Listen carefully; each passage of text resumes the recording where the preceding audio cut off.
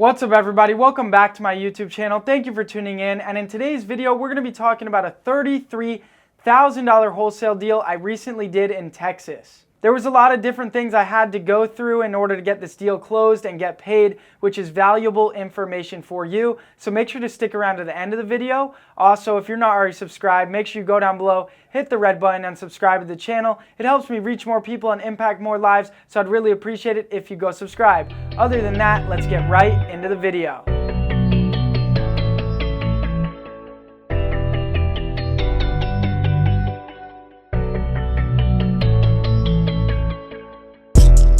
So that's right, today we're going to be talking about a $33,000 wholesale deal I did in Texas. First, let's talk about what marketing strategy I got this deal from. I got this deal from my #1 favorite marketing strategy, which is cold calling. I get my cold callers from thecallgenius.com, and I currently have 35 cold callers. So I gave my cold callers a high equity list, a 10 years plus residence list, which means the seller has lived in their property for 10 years or more, meaning they've paid down the mortgage and their property has risen in value, creating equity. They're a high equity homeowner. If you want to get the same data that I use to cold call, you can get that same data at Cold Realty Resource. There's a link in the description for a discount on that. So now that my cold callers started calling a list of motivated sellers out in Texas, we started talking to these different homeowners and finding out if they really wanted to sell their property. And we came across a seller where he really wanted to sell. He was super motivated to sell because he already bought his new property and moved into his new property. And his old property had been sitting vacant for a while, and it was a lot of stress for him to look over it and take care of it, and he just wanted to get rid of it and get paid. And the reason why he didn't sell his old property as he bought his new one is because he wanted it to be easy for him to move. He wanted to buy his new property before he sold his old one, so that way he had as much time as he wanted to move. But now that he was completely moved into the new property, he wanted to get rid of that property quick. He was ready to go. He wanted to close and sell the house within 30 days. So now that we knew we had a motivated seller on our hands, we needed to ask a few more questions to him about the condition of the property, so that way we knew how much work it needed in order to be worth top of the market. The 5 questions you're going to want to ask the seller about the condition of the property are: what countertops do they have in the kitchen? Are they granite or quartz, or are they like a Formica or laminate countertop where they're not rock? What color are their cabinets? Are they a wood color, or have they painted them white? What flooring do they have throughout the property? How old is the roof, and how old is the AC? If you ask these 5 questions, you are going to be able to get a good, well-rounded understanding of the condition of the property, and you are going to be able to determine how much work does the property really need in order for it to be in top market condition. So now that my sales guy that was on the phone with the seller collected the information about the condition of the property, we were able to start calculating our offer. But first, we wanted to ask the seller what number did he want for the property. Did he have an asking price? Because you got to remember, in every negotiation, the first person to say a number loses. So we wanted to try to pull an asking price out of the seller. This seller wanted $260,000 for his property. $260,000 was a little bit steep, but this property was a good fit to sell to one of our hedge funds.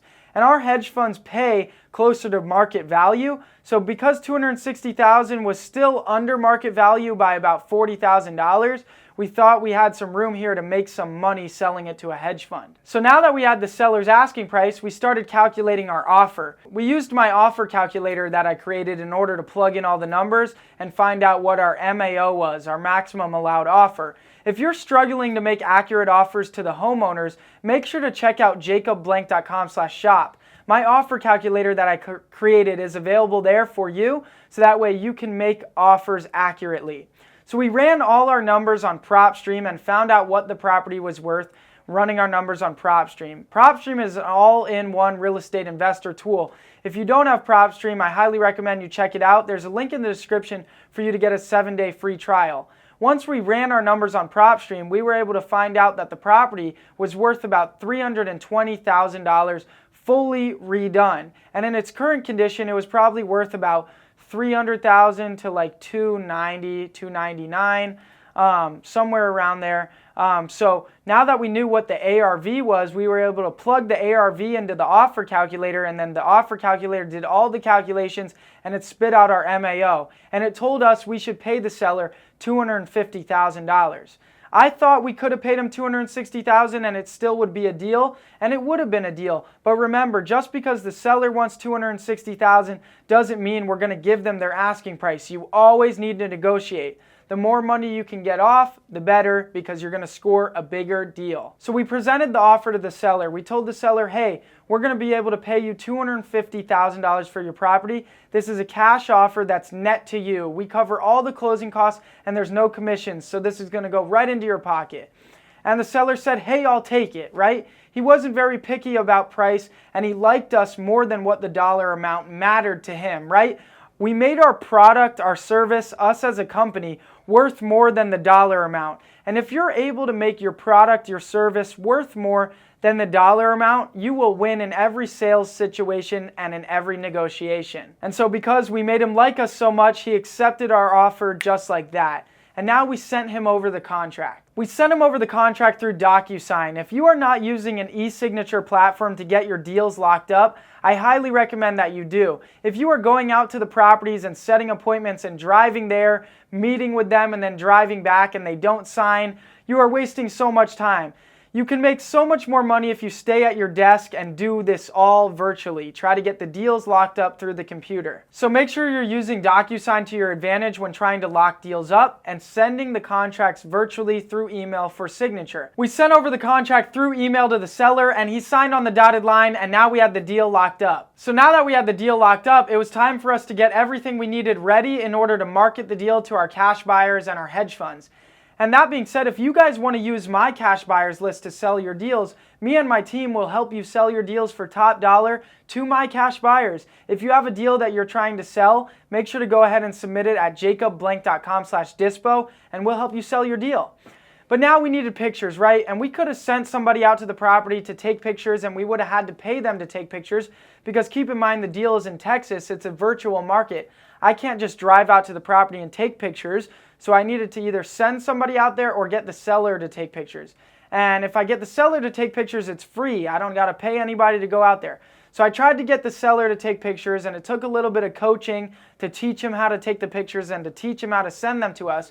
But after a little bit of going back and forth, we were able to get the seller to send us pictures of the whole property. Now you're probably wondering, what pictures do I need? You're going to need pictures of every room, the front of the house, the backyard, the roof if possible, the AC unit, the electrical box, and the hot water heater. If you have pictures of all of that, you are going to be in really good shape to market your deal to cash buyers. So now that we had all the pictures, we sent out the deal on an email blast to our cash buyers, and we sent it out to our few different hedge fund relationships. And we started getting offers back and feedback from our cash buyers, and they were all saying the deal was way too high.